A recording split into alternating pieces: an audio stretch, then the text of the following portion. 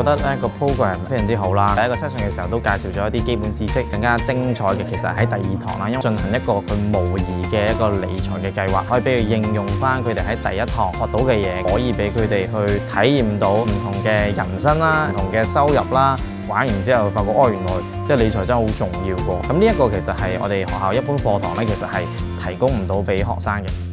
對大部分嘅同學嚟講咧，佢哋嘅收入嘅來源就係嚟自父母，未必有一個理財呢個概念嘅，就係喺有限資源如何可以分配得宜多少少，都可以及早去預備啦，及早去規劃。